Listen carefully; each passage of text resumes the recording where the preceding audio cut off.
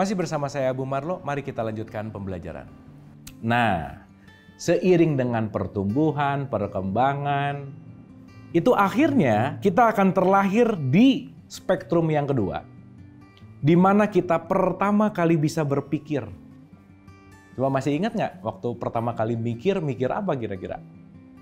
Pertama kali kita sadar kita ada tuh kapan sih gitu? Kan anak bayi kan nggak tahu dia ada sebetulnya. Karena kenapa? Akalnya belum terbentuk gitu. Nah disitulah terlahir yang kedua yang disebut dengan yang namanya psychological self. Jadi kita punya kelahiran psikologi di mana disinilah terlahirnya intelektual. Terlahirnya pemikiran, mulai bisa berpikir. Jangan lupa, kita yang sejati itu bukan tubuh ini, bukan pemikiran yang itu juga. Karena pemikiran itu semua konsep yang disematkan ke kita. Nama dikasih sama orang tua. Semuanya dikasih ke kita gitu. Sehingga jangan-jangan psychological self ini justru malah tidak mengenali diri sejati. Karena kenapa? Diri kita yang sejati itu ada di yang paling dalam. Inilah yang disebut dengan yang namanya spiritual self. Atau yang disebut dengan yang namanya ruh. Maka kalau psychological self ini tidak digerakkan menuju kepada ruhani, intelektualitas kita ini yang akan menjadi Tuhan dalam tanda petik. Disitulah hawa nafsu, ego menjadi dominan dalam hidup. Dan sebetulnya ketika hawa nafsu dan ego yang menjadi dominan, itulah yang nanti akan menyiksa dalam tanda petik. Maka akal itu bisa ke arah untuk membuat kita menyadarkan diri, atau justru malah dalam tanda petik menyiksa diri dalam tanda petik. Dan di situ nanti keluar keinginan-keinginan dan seterusnya. Oke ya, kita dalami pelan-pelan. Ya, saya kasih contoh sederhana. Dalam psychological self itu nanti ada fight or flight. Flight or fight. Gitu ya. Di situ ada fight or flight gitu. Saya lari atau saya lawan. Saya lari atau saya lawan. Itu dalam psychological. Maka intelektual didesain untuk memisahkan, didesain untuk membedakan. Maka kita perlu pembeda. Tetapi pembeda itu untuk apa? Untuk mengenal visi misi tadi gitu. Sehingga nanti intelektualitas itu untuk mengenal diri sebetulnya. Ya, tetapi ketika nanti intelektualitas itu untuk menjelekan, untuk diskriminasi, untuk merendahkan, itu tidak sesuai dengan fungsinya sebetulnya. Nah, saya kasih contoh dan gambaran sederhana begini kira-kira. Oke. Supaya nanti kita ngerti, mudah-mudahan kita tidak hanya terlahir sebagai biological self yang mikirnya cuma makan. Mudah-mudahan tidak hanya terlahir sebagai psychological self yang mikirnya memuaskan hawa nafsu, tetapi terlahir yang ketiga adalah spiritual self, sadar visi ketuhanan, misi ketuhanan, bahwa kita ini adalah khalifah. Nah, kita udah bahas khalifah gitu. Supaya nanti kita sadar bahwa hadir ke sini kita adalah menjalankan peran. Mohon maaf, kalau dalam kondisi psychological self, itu biasanya masih banyak pertentangan dalam hidup, masih banyak penolakan dalam realitas. Di situ masih banyak sakit hatinya, di situ masih banyak kecewanya, di situ masih banyak down gitu ya, di situ masih banyak kalau di level amarah itu apatis, sedih, takut, itu pasti psychological self-nya masih dalam tanda petik kenceng banget gitu ya dalam tanda petik. Psychological self-nya masih menonjol. Maka mudah-mudahan psychological self kita, intelektualitas kita mendorong untuk mengenal ruhani kita. Karena disitulah pusat dari bagaimana menyadari tentang kehidupan yang paling esensial gitu. Oke, saya kasih contoh sederhana begini. Kalau kita berbicara tentang tadi, kita dikasih tubuh biologis nih. Oke? Di mana tubuh biologis kita dikasih software yang namanya jiwa, jadi psychological self. Pertama kali informasi yang kita tahu adalah lingkungan kamar kita di mana kita dilahirkan. Jadi saya tahu di kamar ada apa, saya tahu nama saya siapa, saya tahu orang tua siapa. Itu semuanya diinformasikan ke kita menjadi memori. Oh, kamu namanya Abu ya, padahal kan saya bukan Abu. Saya adalah makhluk yang diberi nama Abu. Saya adalah bentuk yang dikasih nama Abu. Akhirnya segala sesuatu itu melekat dengan aku. Maka kalau di kamar ada kursi, itu kursi punyaku. TV punyaku. Semuanya jadi semakin melekat keluar diri kita, gitu kira-kira. Maka ketika semua melekat di luar itu kadang-kadang jauh lebih penting daripada yang di dalam, yaitu ruhani itu sendiri, gitu kira-kira. Maka semakin kemelekatan kita keluar semakin banyak, Itu baru dalam lingkungan kamar tuh. Ada sofa, ada TV, ada kursi, ada macam-macam itu punyaku. Nanti kan dia beranjak dewasa tuh. Masuklah dia sekolah. Oh ini temanku. Gitu ya. Ini lingkunganku. Akhirnya dia melekat lagi, keluar lebih banyak lagi gitu kira-kira. Sehingga semakin luas lingkungannya, jangan-jangan semakin kita melupakan untuk masuk ke dalam. Karena kenapa? Saya melekatkan diri dengan apa yang ada di luar diri saya. Gitu kira-kira. Jelas ya? Nah, itulah kenapa pentingnya ketika psychological self itu sudah mulai lahir, kita mulai menyadari bahwa penting untuk masuk ke dalam kesadaran ruhani itu sendiri gitu. Maka intelektualitas dibutuhkan, intinya adalah untuk belajar mengenal diri. Karena kenapa? Kalau intelektualitas itu dituhankan, saya akan bisa menuhankan uang. Uang bukan diri saya bukan pekerjaan saya. Karena saya yang sejati adalah ruh itu sendiri. Percikan energinya Tuhan, percikan ruhnya Allah yang ditiupkan, itulah diri kita sejati. Ketika kita melekat kepada sesuatu yang akan expire, di situ akan banyak kekecewaan. Maka kalau psychological self tidak dilahirkan berikutnya menuju kepada spiritual self, itu akan banyak kekecewaan dalam hidup. Dan pada akhirnya semua perjalanan manusia akan menuju kepada spiritual self itu.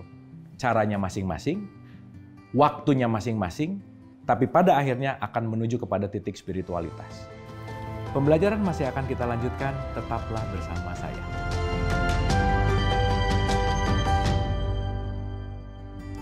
A'udzubillahi minasyaitonirrajim. Bismillahirrahmanirrahim. Robbi a'udzubika min hamazati sayatin wa a'udzubika robbi ayahdurun. Robbi shrah li sadri wa yassir li amri wahlul 'uqdatam min lisani yafqahu qawli. Assalamualaikum warahmatullahi wabarakatuh. Salam sejahtera untuk kita semua. Rahayu, namaste, Om Swastiastu, Namo Buddhaya. Salam kebajikan dan sehat untuk kita semua.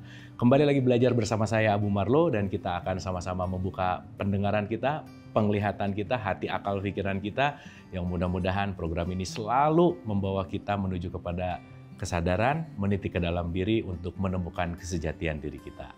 Seperti biasa, supaya pembelajarannya semakin mendapatkan hikmah, mari kita hadirkan diri kita utuh di sini saat ini untuk melepaskan semua dulu beban-beban pikiran yang biasanya dia loncat ke depan, loncat ke belakang, dan seterusnya. Mari kita menghening sejenak, menghadirkan diri kita utuh di sini saat ini. Menghening, dimulai.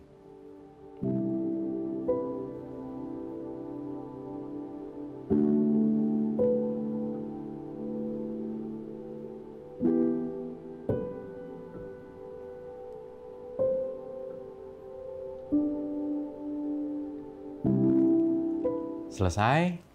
Terima kasih. Mudah-mudahan kita sudah benar-benar siap untuk sama-sama belajar. Tidak bosan mengingatkan bahwa saya bicara bukan mau menggurui, bukan mau bertausiah, bukan mau menceramahi, apalagi lebih tahu gitu, bukan. Tetapi kita sama-sama belajar. Kita mudah-mudahan mendapatkan ilmu, mudah-mudahan mendapatkan kesadaran dari pembelajaran-pembelajaran ini. Oke, kita sudah banyak sekali membahas tentang kehidupan tentu saja, tentang bagaimana kesadaran. Kita sudah mulai mengerti, oh ternyata saya ini nggak asal dalam tanda petik hadir ke sini. Ternyata kita semua ini dalam grand design-nya Tuhan, grand design-nya Allah, grand design-nya yang maha menjadikan. Ternyata kita datang ke sini hanya mau berperan. Ya pilihannya mau berperan dengan baik atau malah justru malah bikin skenario sendiri kan gitu ya. Kemarin kita bahas bahwa penting sekali untuk mengenal diri karena dengan mengenal diri saya tahu peran apa yang harus saya lakukan. Dan begitu kita berdamai dengan perannya Tuhan, perannya Allah, di situ kita akan mulai bisa menikmati kehidupan itu sendiri. Tetapi dalam perjalanan ke situ tentu tidak mudah. Tentu banyak sekali pembelajaran-pembelajaran di dalam kehidupan. Dan nanti kita akan mengerti bahwa hidup ini adalah belajar. Kalau belajar mau naik kelas adalah ujian. Jadi hidup ini adalah ujian sebetulnya. Ujian untuk apa? Ujian untuk kita naik ke level berikutnya. Maka yuk kita jangan stay di level yang sama terus, yuk kita naik kepada kesadaran yang lebih tinggi lagi. Oke, saya akan menganalogikan sesuatu yang sederhana dulu, karena analogi ini akan kita bawa sampai seterusnya, supaya nanti kita punya mindset yang lebih luas lagi. Kita mulai. Analoginya kita akan sedikit belajar matematik hari ini ya, kita akan sedikit belajar mengingat pembelajaran matematik. Mudah-mudahan masih pada ingat. Oke, kalau ada pertanyaan sederhana, 2 tambah 2 hasilnya berapa? 4, udah pasti nih. Karena itu keniscayaan. ya, dan ini disepakati oleh kita semua. Oke. Tetapi ternyata untuk menghasilkan 4, jalan menuju ke 4 itu tidak hanya 2 tambah 2. Sekarang kita naikkan levelnya tidak ditambah kurang, tetapi kita bicara akar 16. Apa itu akar 16?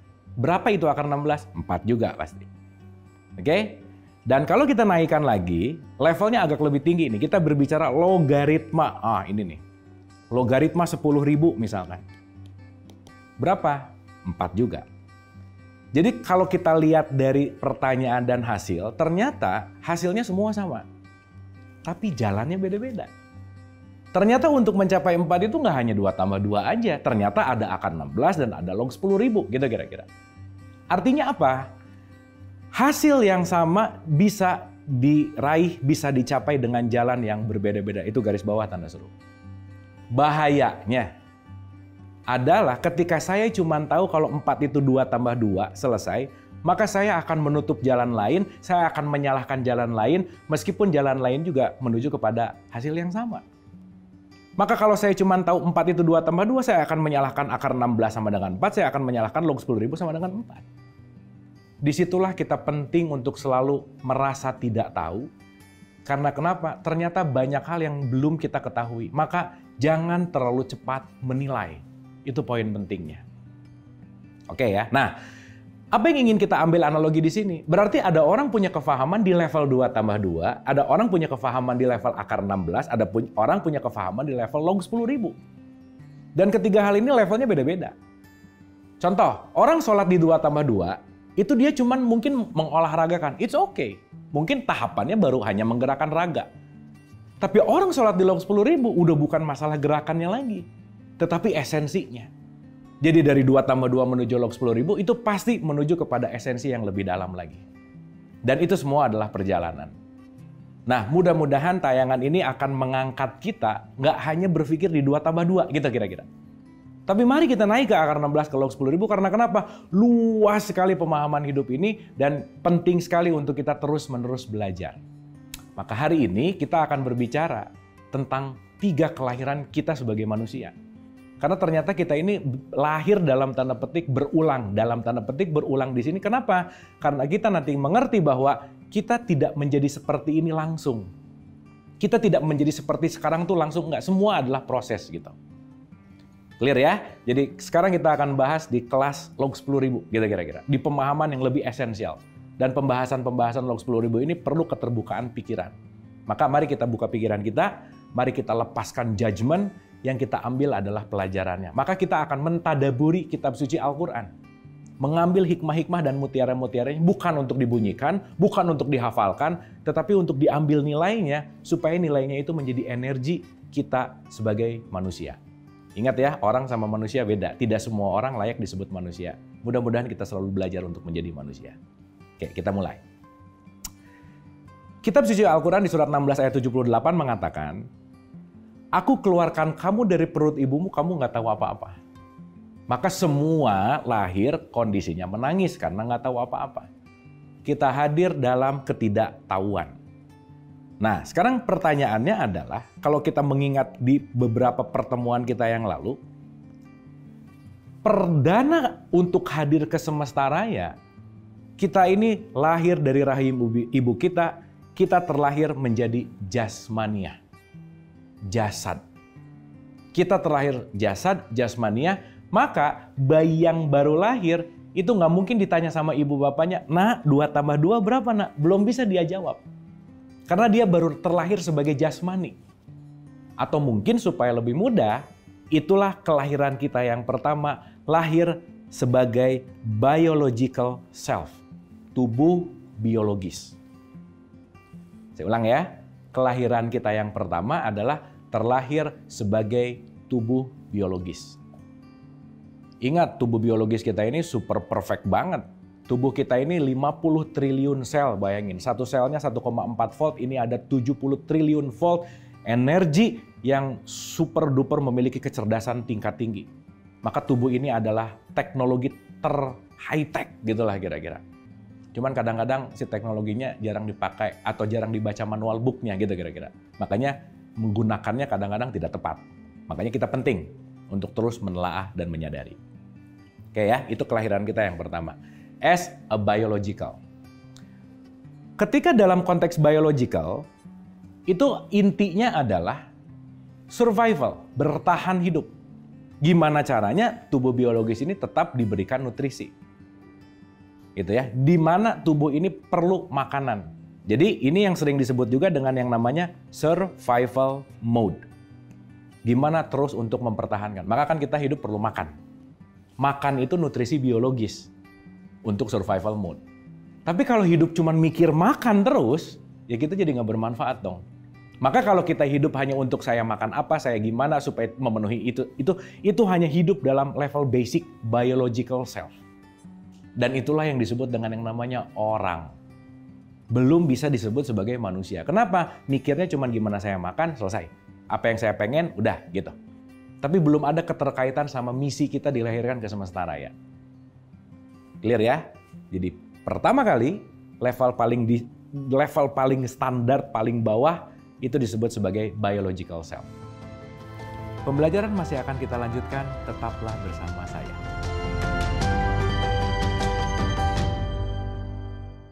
Masih bersama saya Abu Marlo, mari kita lanjutkan pembelajaran. Nah, untuk lebih mudah, saya akan gambarkan begini. Ini kan kita nggak ngelihat ada udara sebetulnya. Oke ya. Saya kasih gambaran. Ada 2 balon udara. Ya, anggap aja ini balon udara gitu. Di mana 2 balon udara ini tentu saja isinya adalah udara dua-duanya. Tapi yang satu warnanya merah, yang satu warnanya kuning. Oke. Balon merah isinya udara. Balon kuning isinya udara. Oke, kalau dianalogikan tadi, udara ini adalah ruh. Datang dari sumber yang sama. Siapa? Allah, Tuhan, Sang Maha Menjadikan. Apapun penamaannya, dia adalah yang maha, gitu kira-kira. Jadi, 2 udara ini dikemas dengan warna yang berbeda, sehingga ada perbedaan di situ. Ingat, perbedaan adalah fitrah. Perbedaan adalah grand design dari semesta. Maka berbeda itu pasti. Jadi kalau kita sulit untuk menerima perbedaan, udah pasti deh, kita akan mengalami kesulitan hidup dalam tanda petik. Semua hal yang membuat hidup kita tidak bahagia, tidak tenang karena kita tidak menerima perbedaan. Karena kenapa? Saya maunya dia sama dengan saya. Saya mau apa yang saya inginkan terjadi. Padahal sekali lagi, hidup bukan masalah sesuai dengan keinginan kita, tetapi peran yang sudah disematkan kepada kita sebagai makhluknya. Kita kembali lagi. Udara yang ada di balon merah dan udara yang ada di balon kuning itu udara yang sama. Dari sumber yang sama.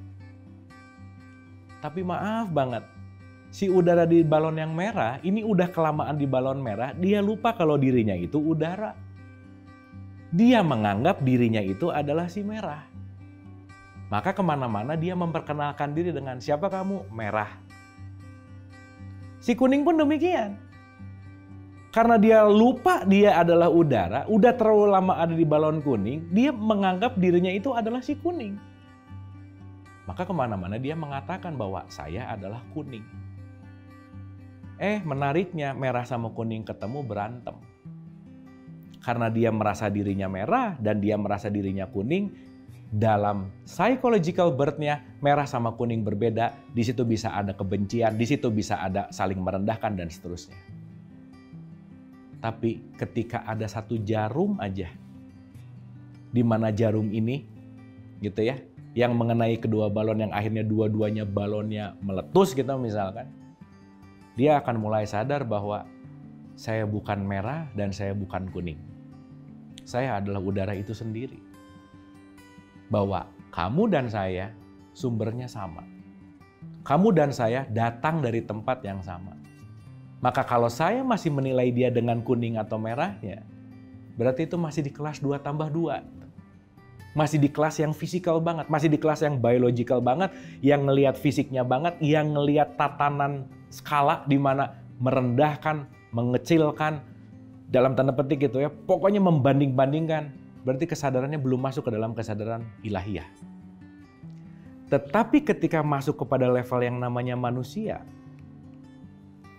di mana kalau kita sudah menjadi manusia, siap-siaplah untuk menjadi tenang dalam hidup. Kenapa? Yang saya lihat bukan kemasannya lagi. Mau dia merah, mau dia kuning, mau dia hijau, yang saya lihat isinya adalah udara. Di dalam kamu ada udara, di dalam saya ada udara. Sehingga nanti kita punya kesadaran yang sangat-sangat kesadaran manusia level tinggi. Kamu adalah aku yang lain. Maka ketika saya ingin diperlakukan baik, saya akan memperlakukan siapapun di luar saya karena saya tahu saya sedang memperlakukan diri saya. Saya sedang memperlakukan sumber yang sama. Sehingga di situ akan menurunnya mulai kebencian. Udah nggak ngelihat lagi berbeda agama misalkan, berbeda keyakinan misalkan, berbeda suku, bangsa, bahasa, dan seterusnya. Karena saya tahu mau dia merah atau kuning, tetap udara yang sama. Karena saya tahu kemana saja saya menghadap, kemana saja saya melihat, itu sumber yang sama juga. Dan disitulah kita akan mulai menikmati kehidupan dengan masuk menembus tidak pada hanya kecerdasan intelektualitas, tapi masuk ke dalam kecerdasan ilahiyah. Dan disitulah yang akan merubah orang menjadi yang namanya manusia. Oleh karena itu, ini semua adalah tahapan. 2+2 tuh masih ngelihat ritualnya. 2+2 tuh masih ngelihat fisikalnya. Tetapi kalau udah naik ke kesadaran log 10.000, sudah beyond. Bukan meninggalkan, tetapi menembus kepada kesadaran yang lebih dalam lagi. Oh ternyata sholat itu bukan hanya gerakan raga, tapi bagaimana sambung rasa saya kepada Allah. Inna sholati wa nusuki wa mayaya wa mamati lillahi rabbil alamin. Itu bukan kata-kata yang hafal, tapi kata-kata yang keluar dari kesadaran, yang benar-benar saya menyerahkan, nggak bisa apa-apa. Nggak tahu apa-apa. Karena sejatinya kita tuh nggak tahu apa-apa, nggak bisa apa-apa. Karena kenapa? Semua ini adalah datang dari yang maha menjadikan. Semua hanyalah kasih sayang Allah. Bismillahirrahmanirrahim. Kebayang nggak? Dalam tradisi Islam setiap hari mengatakan atas nama Allah. Coba. Gimana nih mau mengatasnamakan Allah tapi perilakunya dalam tanda petik maaf sekali. Di surat 7179 masih seperti binatang. Mikirnya masih dalam konteks makan apa ya? Mikirnya dalam konteks apa ya? Hanya untuk bertahan survival gitu kira-kira. Maka kalau masih dalam tahapan survival, kejahatan itu masih bisa dilakukan. Maka nanti kita akan mengerti kenapa sih Quran selalu mengatakan sedikit dari kamu yang bersyukur. Dan kita akan mengalami kedinamisan kehidupan dalam konteks yang namanya menuju kepada kesadaran mengenal siapa jati diri kita yang sesungguhnya. Oleh karena itu, mari selalu menembuskan diri kita tidak hanya dalam biological self, tidak hanya dalam kondisi fisik, tidak hanya dalam kondisi intelektual, tapi sadarilah ada ruhani di dalam diri kita yang justru itu adalah inti sejati dari kesadaran diri kita bahwa kita adalah ruh yang sedang dikemas menjadi manusia. Terima kasih, mohon maaf lahir dan batin. Wabillahi taufiq wal hidayah. Assalamualaikum warahmatullahi wabarakatuh.